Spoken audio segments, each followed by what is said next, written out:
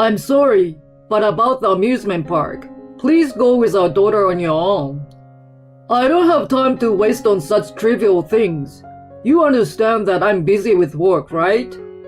As soon as my husband returned home from work, he said that abruptly. Our daughter was peacefully sleeping in bed.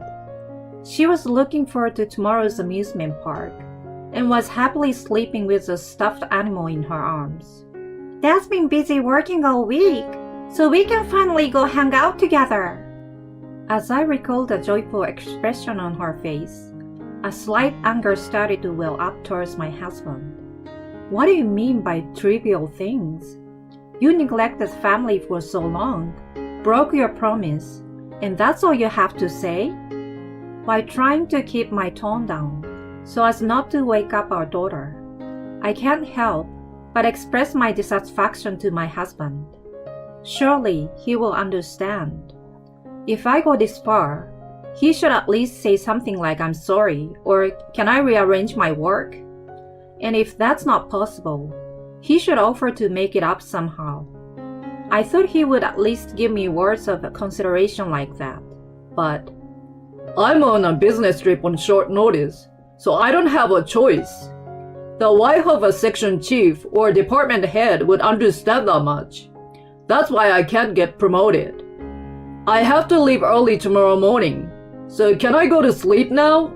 I don't have time to listen to pointless complaints about things that can't be helped. I see. Surely, what my husband said is right.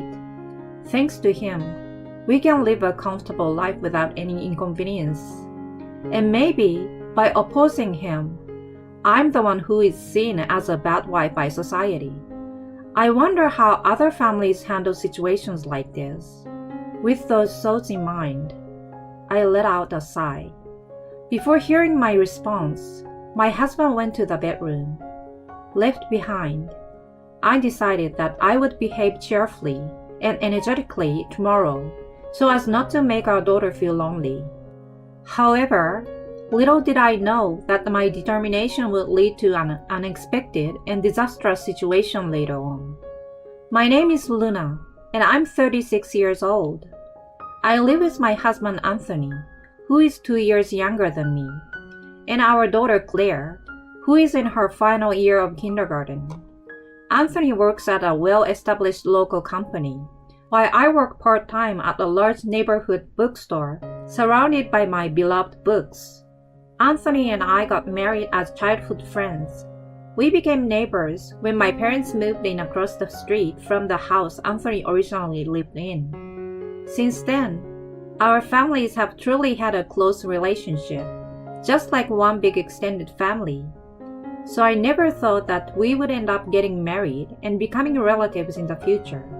The turning point came when I left home to attend university.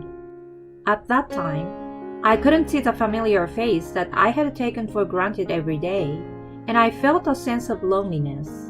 That was when we finally realized that we were in love with each other. Even though it was a bit embarrassing transitioning from being close friends who would sometimes argue to becoming romantic partners. Since we knew each other's strengths and weaknesses, our marriage was based on a deep understanding of each other. So there was no disillusionment after getting married. Our parents also had a good relationship with each other, so we didn't have to worry about our relationship with our in-laws. Anthony was also very kind to me. When we were childhood friends, we would sometimes exchange harsh words and argue with each other, but after we became a married couple, we were in a reasonably loving mood, and we were able to have a child without incident. We truly lived happy days. Anthony's behavior changed around the time Claire was born. At first, Anthony genuinely adored Claire. However, as we started to revolve our lives around Claire, with both me and my parents-in-law focusing on her, Anthony started to sulk. He began complaining like a child, saying, "Always busy with the child, and never paying attention to me." It's nothing more than him expressing, "I want to be the most important to you." That's Anthony's way of seeking attention. At first, I thought his neediness was cute. However, I started to feel my heart growing colder towards my husband, who would become upset if he wasn't prioritized over the child. He never made an effort to participate in child rearing, and even when we spent time together at home or went out as a family, he showed no interest in caring for Claire. He didn't help with household chores and was constantly glued to his smartphone. When it came to Claire, "Let's play together! Daddy, pick me up!" Even when she spoke to him, he would respond, but never took his eyes off his smartphone, completely ignoring Claire. And Anthony had another troubling point. Due to his belief that he should be the most important, Anthony had an unusually high level of pride. He has a strong liking for acquiring and wearing expensive items to fulfill his self-esteem. It's troublesome when he makes purchases that are beyond his income. But there was also this incident. It happened when Claire was around 3 years old. While Anthony was taking a bath, there was a time when I left his luxury wristwatch, which he always wears, on the dining table. Claire, who had started intimating adults, happened to find it. "Look, look! I look like Daddy, right?" As she put the watch on her wrist and played, Anthony returned from the bath. Seeing Claire using his own watch as a toy, Anthony started shouting angrily. He scolded Claire harshly. If it was such an important item, it was a mistake to leave it within reach of a child. On top of that, what kind of father loses his temper with a 3-year-old child? As a father and a partner who supports his family, I wanted my husband to somehow change his way of thinking and behavior. I had discussed this with him several times, but it didn't seem to resonate with Anthony at all. Then one day, on my father-in-law's birthday, the whole family visited Anthony's parents' house. The parents-in-law welcomed Claire with joy, while Anthony, as usual, seemed uninterested in it, acting like a child. Suppressing the urge to click my tongue, I entered my in-law's house. In the living room, Anthony's twin brother, Jackson, had already arrived. Anthony and Jackson were identical twins, resembling each other not only in appearance, but also in their voices. Even my parents-in-law had difficulty telling them apart when they dressed and styled their hair the same way. "Hey Luna, Claire, it's been a while." Though they look alike, Jackson's personality is a complete opposite of Anthony's. He always wears a gentle smile and is considerate of those around him. He treats Claire kindly, always speaking to her in a gentle voice and playing with her. Claire really adores Jackson. When she saw Jackson, she hugged him tightly, saying, "Uncle Jackson!" "Oh, you've grown bigger again. And you've become a big sister too. You're truly the older one, aren't you?" Jackson gently and with a smile stroked Claire's head. Claire happily settled on Jackson's lap. Seeing Jackson's bright expression, I also felt relieved. Actually, Jackson had experienced a tragedy a few years ago when his fiancée passed away in an accident. He was crying heavily at the funeral, and for a while, he seemed deeply saddened.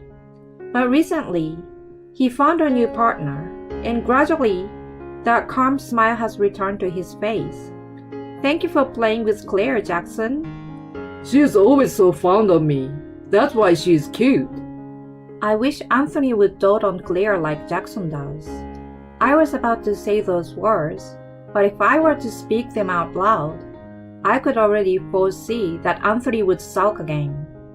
Unaware of my thoughts, Anthony sits down next to Jackson. Yes, despite their completely opposite personalities, their sibling bond is very strong. While Anthony and Jackson exchange updates on their lives, Claire happily reads a picture book. I leave Claire in their care and head to the kitchen to help my mother-in-law. "Lucy, I bought the cake you requested. Oh, Luna, thank you.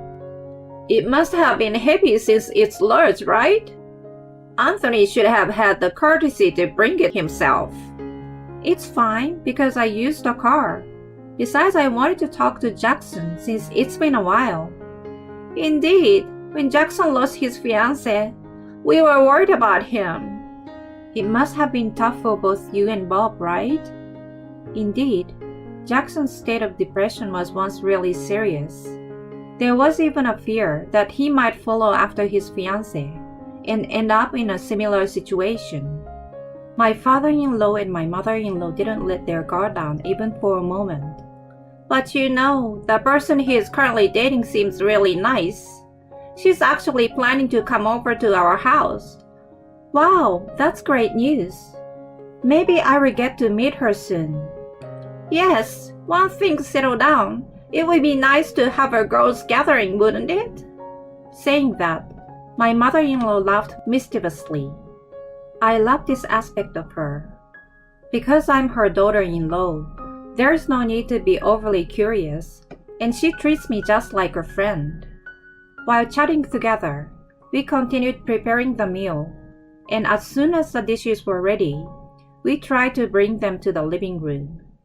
A loud laughter echoed from the living room. It seems that they were getting excited and engrossed in a discussion about Jackson's new partner. I heard, Jackson, you've got a new girlfriend? Well, something like that.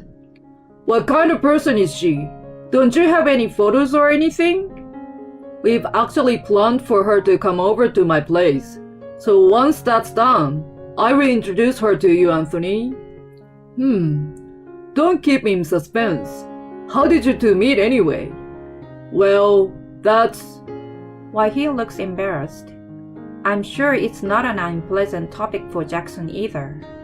Through Anthony's persistent and probing questioning, Jackson started to share more and more about their getting to know each other's stories and funny anecdotes.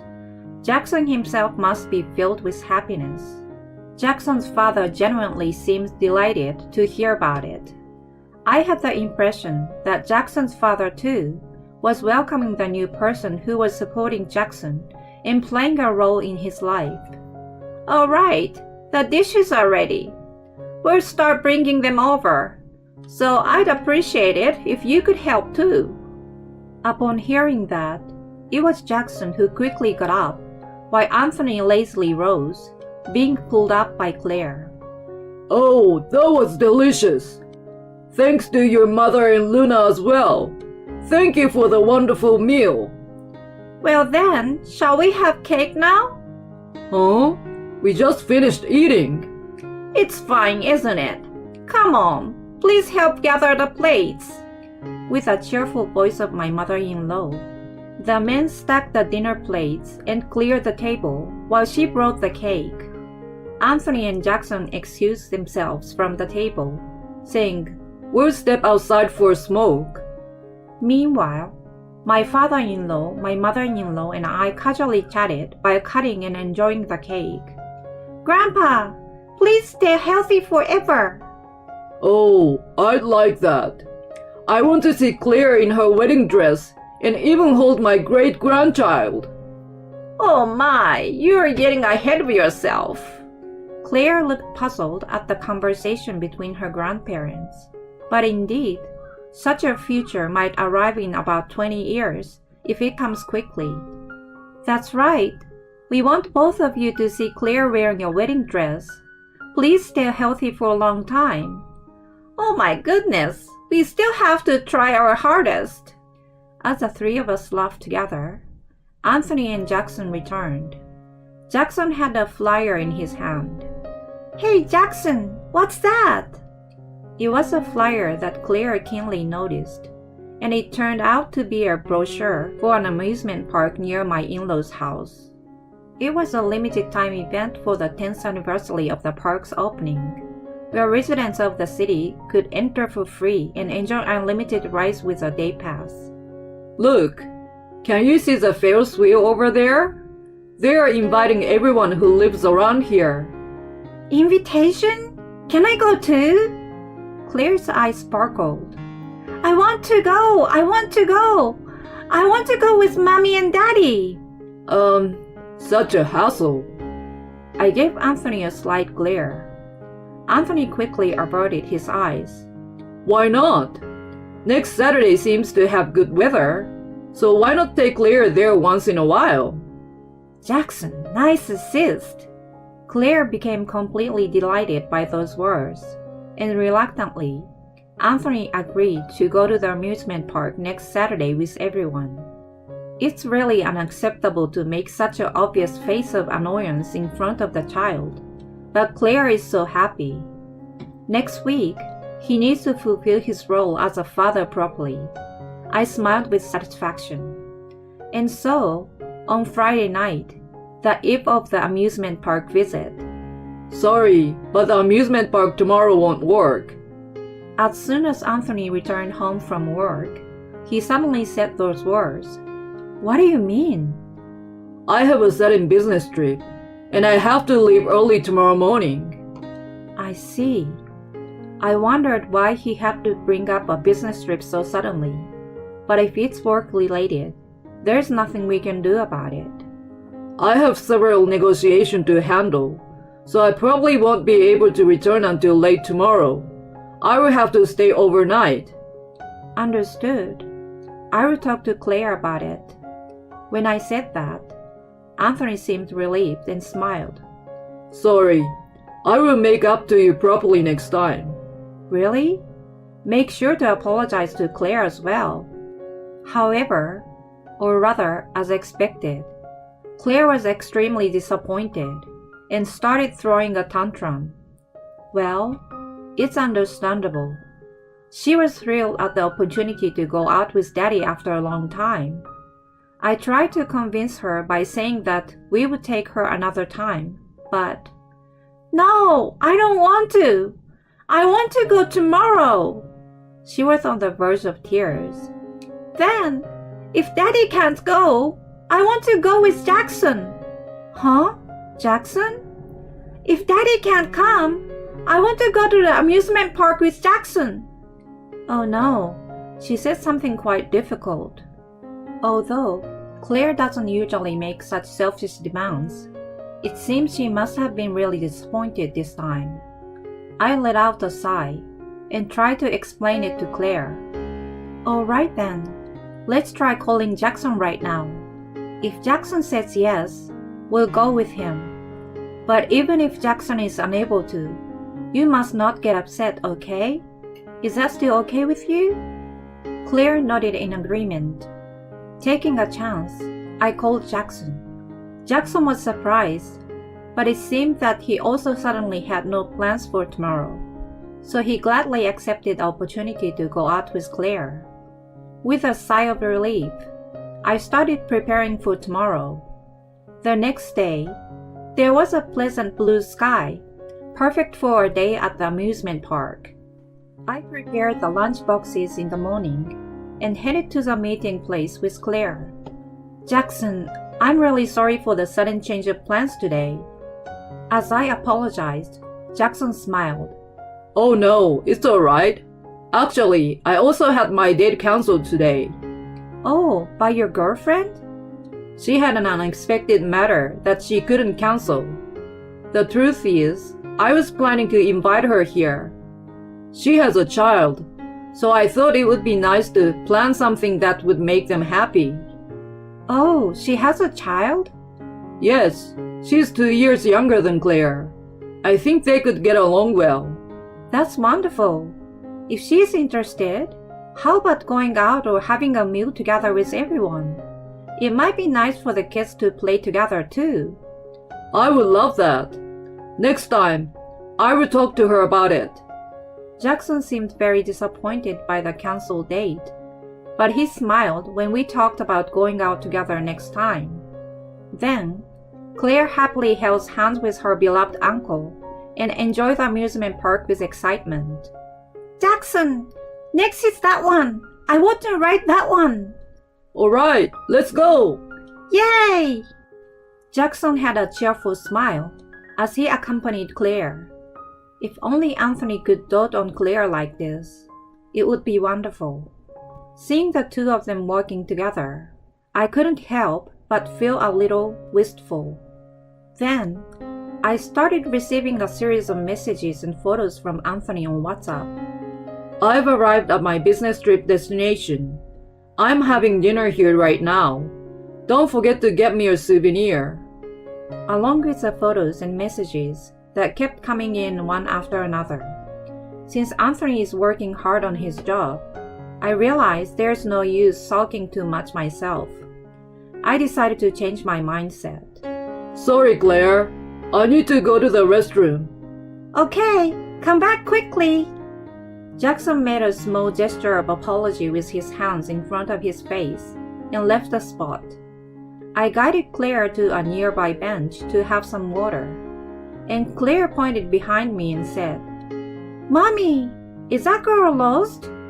When I turned to the direction Claire was pointing, I saw a small girl walking around on her own, looking like she might cry at any time. Claire and I hurried over to the girl. My mommy is not here."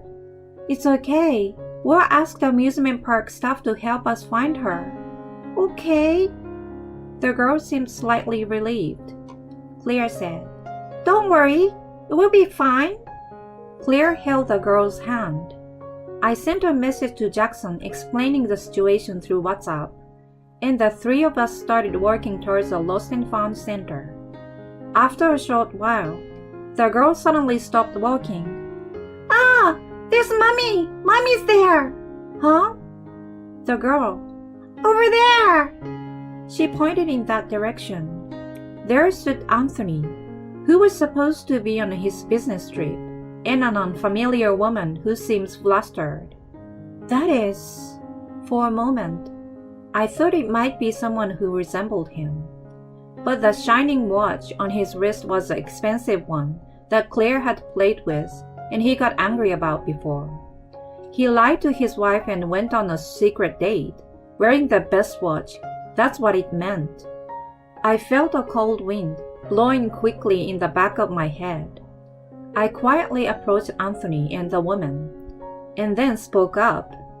"Your child is lost." "What? Oh, thank goodness! I was so worried when she suddenly disappeared. Thank you so much." The woman kept bowing her head repeatedly, and "By the way," I said with a serious expression, "I'm this person's wife, but who are you?" "Huh?" The woman's complexion changed quickly. For a moment, she didn't seem to understand the meaning of my words, but soon, she glared back at me sharply. "I'm this person's girlfriend." Anthony turned pale between me and the woman. Just then, Jackson returned from the restroom. Oh, Luna and Claire, there you are. I'm glad I caught up with you. Huh?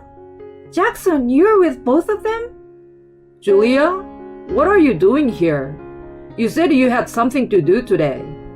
Jackson looked at Anthony, who was standing behind the woman trying to hide. Anthony, why are you with Julia? Well... I wonder why someone who should be on a business trip is at the amusement park. Well... Unable to come up with an excuse, Anthony became visibly suspicious, but I stood in front of him. Following my lead, Jackson and the woman surrounded him, closing in on Anthony. What on earth is going on? Realizing the situation was hopeless, Anthony stammered and confessed. After the birthday party for my father-in-law the other day, Anthony had seen a photo of Jackson's girlfriend. Upon seeing that photo, Anthony fell in love at first sight and apparently wanted to meet her and, if possible, go on a date with her. Coincidentally, Jackson received a phone call from that girlfriend at that moment. Unfortunately, Jackson was not at his seat at that moment, so Anthony pretended to be Jackson and answered the phone. He managed to arrange a date for today without Jackson's knowledge. She said she was busy on Saturdays, so we should hang out some other time. He lied and left a false message.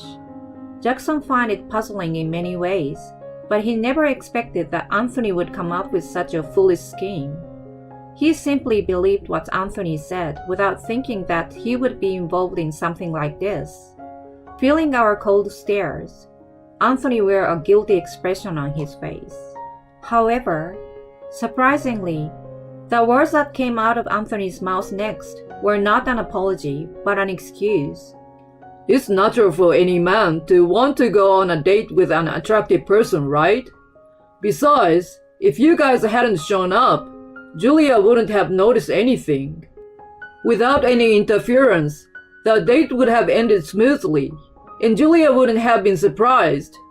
It's because you guys made a fuss that things got complicated. Yeah, that's right. The one at fault here is not me, but you guys who create a big commotion. The three of us were not just angry, but beyond that, we were also exasperated. Meanwhile, the onlookers were eagerly watching the unfolding situation with great interest. Anthony unleashed a barrage of words towards those around him.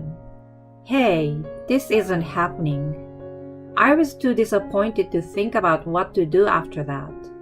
Daddy, when you do something wrong, you say I'm sorry.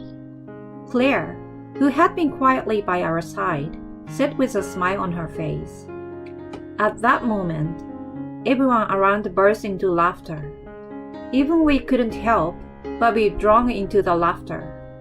Anthony, his pride wounded and his ears turning red, was about to say something in response, but then, Hey Mom, that's right. Even my teacher at kindergarten said so. Exactly, dear.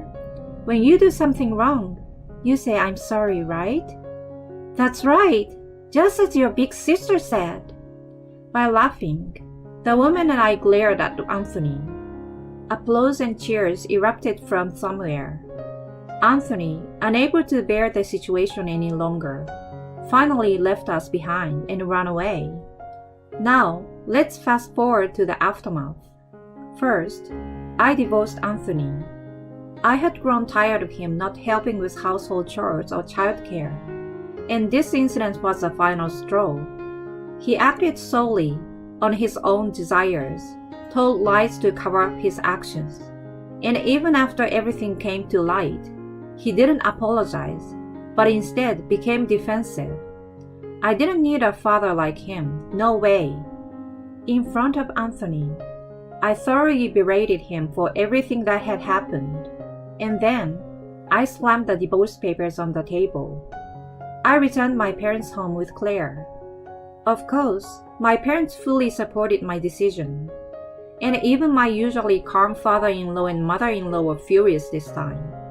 Even my mother-in-law, who usually brushes off most things with an "oh my," was furious and said, What on earth are you doing when you have a precious wife and daughter? My father-in-law declared, Don't ever set foot in our house again. It seems that my father-in-law made a declaration of estrangement.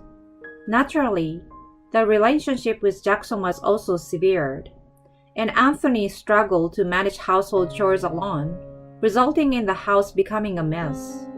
Additionally, it seems that someone from Anthony's company happened to be at the amusement park that day, and news of the incident quickly spread within the company. I can only imagine how uncomfortable Anthony must feel at work. 3 days after the incident, my father-in-law and my mother-in-law came to my parents' house together. They were in a bowing position, apologizing profusely. However, in the first place, this whole situation was Anthony's personal issue. For Claire, her love for her grandpa and grandma remains unchanged. They are beloved people who have taken care of me since I was little, and they hold a special place in my heart. Even after the incident, I visit my in-laws' house a few times a month, and they dote on Claire. After 6 months since the incident, Jackson and his girlfriend got married and happily started their life together as a family of 3. Of course, both Claire and my parents attended the wedding ceremony. The relationship between my in-laws, Jackson's family, myself, Claire, and my parents is great. We are planning a trip where everyone can be together. Claire absolutely adores her new cousin, a little girl. It looks like we have a new little sister. So cute! She expresses her joy enthusiastically. All is well in the world. It's another peaceful day.